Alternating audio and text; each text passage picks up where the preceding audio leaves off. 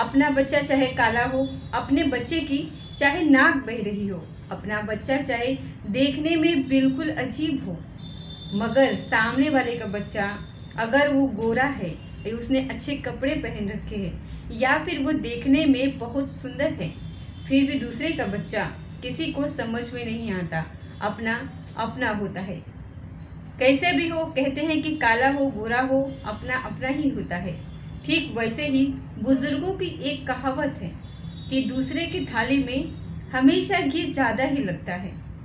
ठीक वैसे ही एक और कहावत है, कहते हैं कि अपनी बीवी चाहे कितनी भी खूबसूरत हो, कितनी ही सुंदर हो, मगर बीवी दूसरों की ही अच्छी लगती है। हमेशा दूसरे की बीवी को देख करके मन मचलने लगता है, प्रभावित होने लगता है, उससे बात करने का मन करता है। कुछ लोग तो हदों को भी पार कर जाते हैं और आज की कहानी में कुछ ऐसा ही होता है। आज की कहानी में भी लोग हदों को पार कर जाते हैं और वो लोग कई ऐसे वैसे लोग नहीं होते हैं, एवरेज पीपल होते हैं, सभ्य समाज के वो लोग होते हैं। वो लोग जो कॉलर को वाइट करके खड़ा करके जब चलते हैं तो उन्हें लगता है कि वो सभ्य समाज के वो व्यक्ति हैं कि उनका मुकाबला अब किसी से नहीं है। जब ये बात ज़माने के सामने आती है, जब ये बात लोगों को पता चलती है तो वाकई में इंसानियत भी शर्मसार हो उठती है। ऐसा लगता है कि दुनिया में कैसे कैसे प्रकृति के कैसे कैसे मानसिकता के लोग पड़े हुए हैं। क्या ऐसा भी होता है? नमस्कार, स्वागत है आपका हमारे चैनल सोनी स्टोरी पर। आज की जो सच्ची घटना मैं आपको सुनाने जा रही हूँ, ये सच्ची घटना है केरल प्रदेश का एक जिला लगता है कोटायम, और इसी जिले का एक इलाका है कारुकाचल। दरअसल यहाँ की एक रहने वाली सोनम, जिसकी लगभग 2.5 साल पहले रीति रिवाज के साथ उसकी शादी होती है, समाज के हिसाब से शादी होती है, परिवार के रजामंदी के हिसाब से शादी होती है। मगर ये सोनम का जो परिवार है ये मिडिल फैमिली है और इसकी शादी हो जाती है एक हाई फैमिली में, एक उच्च श्रेणी के लोगों में। शुरुआत के दिन तो उसके बहुत अच्छे जाते हैं क्योंकि यहाँ पर उसके रहन सहन का जो तरीका होता है अब पिछले रहन सहन के तरीके से बिल्कुल बदल चुका था। बड़े बड़े होटलों में जाना, बड़े बड़े लोगों से मिलना, बड़ी बड़ी पार्टीज में शामिल होना। शुरुआत का दौर था, पति के साथ उसकी बहुत अच्छी ट्रेनिंग रही है, मगर एक कमी थी जो उसे हमेशा खलती थी। उसका पति उसके साथ अननेचुरल संबंध बनाया करता था जो उसे बिल्कुल भी पसंद नहीं था। नेचुरल संबंध बनाने के लिए वो हमेशा तैयार रहती थी, लेकिन जब वो अननेचुरल संबंध और ऐसे संबंध जो शायद पाश्चात्य संस्कृति में एक आम बात है, ऐसे संबंध जब उसका पति उसके साथ बनाया करता था तो उसे बुरा लगता था। ये कई बार वो इस बात का विरोध भी करती थी, मगर पति था तो पत्नी से कहाँ तक विरोध कर पाती। जिंदगी चलने लगी और महीने दर महीने गुजरने लगते हैं और ऐसे ही वो बड़े बड़े पार्टियों का हिस्सा भी बनने लगी। एक दिन एक पार्टी हो रही थी और वो बहुत बड़े स्तर की पार्टी थी। उसका पति कहता है कि मैं थोड़ा नशे में हूँ, अगर हो सके तो आप फला कमरे में पहुँचो, मैं आता हूँ। होटल के वो एक निर्धारित रूम में पहुँच जाती है और अपने पति का वो इंतज़ार कर रही थी, मगर वहाँ पति नहीं आता बल्कि कोई और आता है।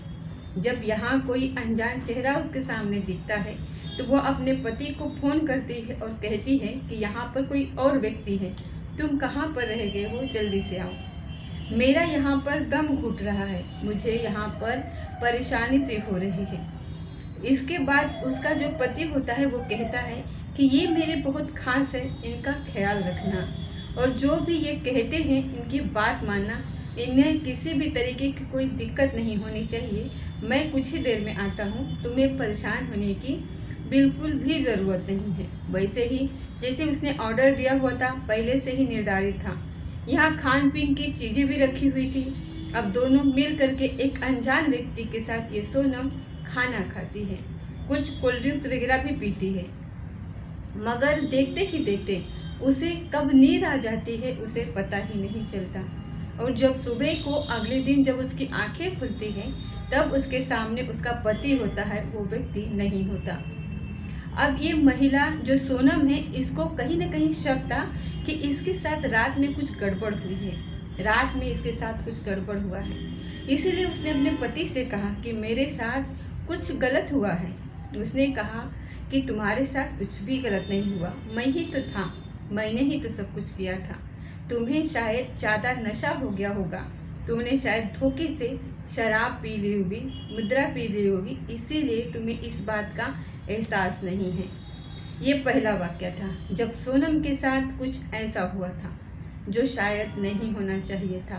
पार्टियों के दौर फिर शुरू हो जाते हैं, फिर सोनम की ज़िंदगी में एक ऐसा मौका आता है, फिर कोई व्यक्ति आता है और फिर कोई गलत कर जाता है। शुरुआत में उसे थोड़ा अटपटा लग रहा था, वो विरोध तो करती थी मगर खुलकर विरोध नहीं कर पा रही थी।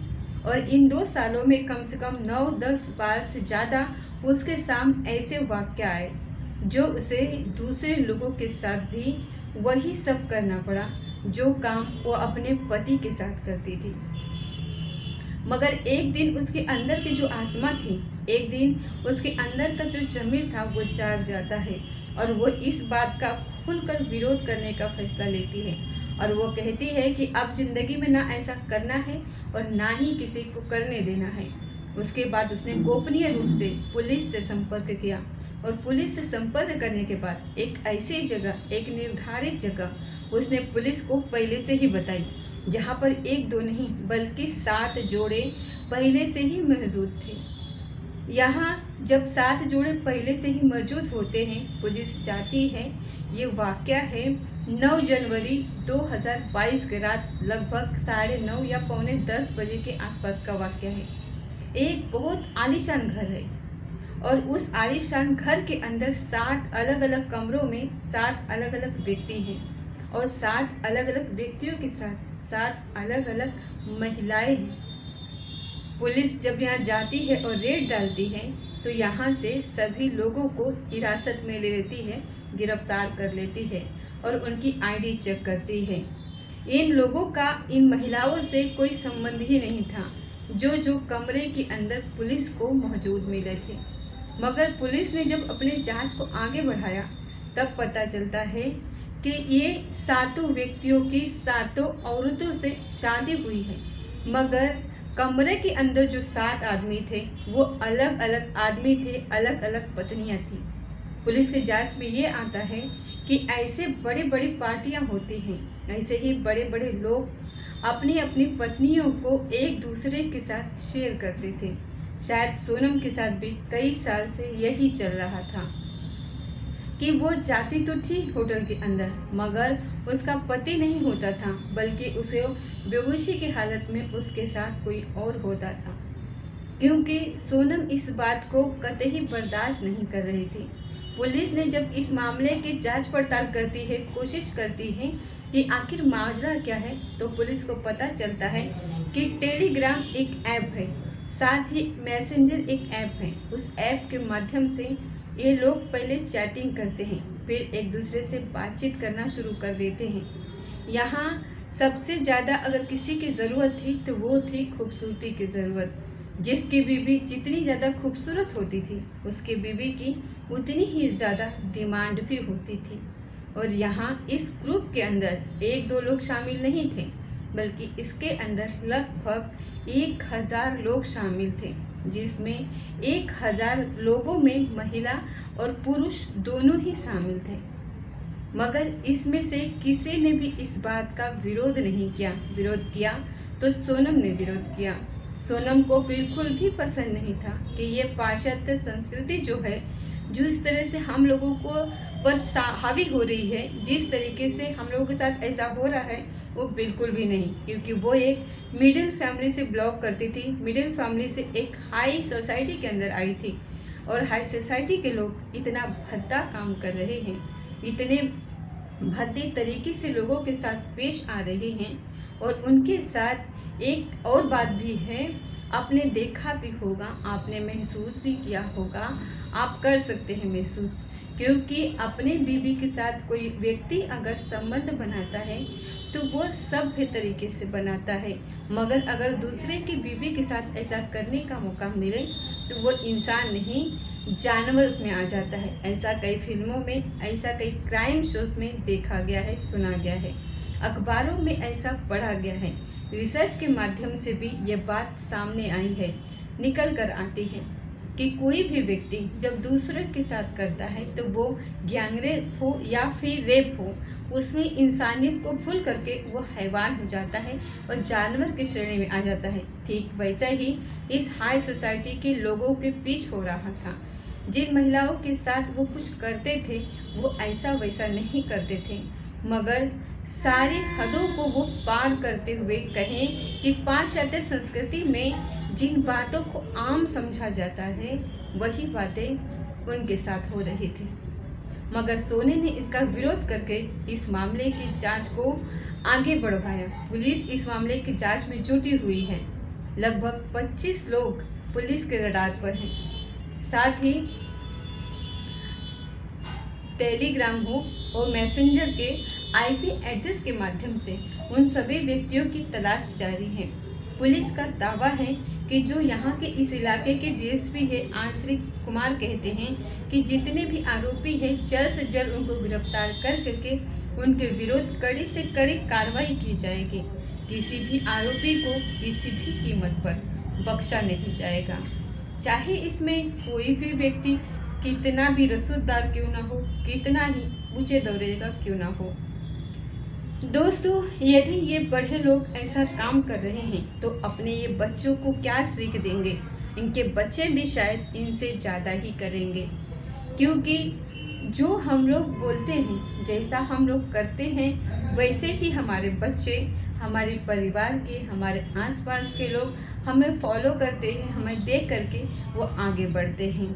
अगर ऐसा ही चलता रहा तो शायद हमारे देश में सभ्य समाज के लोगों की वाकई में कमी पड़ जाएगी। इसलिए सरकार की, इसलिए कानून की जिम्मेदारी बनती है कि ऐसे लोगों के विरुद्ध सख्ती से, कड़ाई से निपटे और इनके विरुद्ध कड़ी से कड़ी कार्रवाई होनी चाहिए। दोस्तों, इस कहानी को सुनाने का उद्देश्य किसी को परेशान करना नहीं है, किसी का दिल दुखाना नहीं है, बल्कि आपको जागरूक करना है, आपको सचेत करना है। आपके आसपास के इलाके में, आपके आसपास की जगहों पर अगर ऐसा कोई गंदा काम होता है तो आपकी जिम्मेदारी बनती है कि आप चुपचाप गोपनीय रूप से पुलिस को फ़ोन करें, उन्हें इतला दें और ऐसे लोगों को पकड़वा करके जेल में भिजवाएं। तो मिलते हैं दोस्तों अगले किसी सच्ची घटना के साथ। तब तक जय हिंद, जय भारत।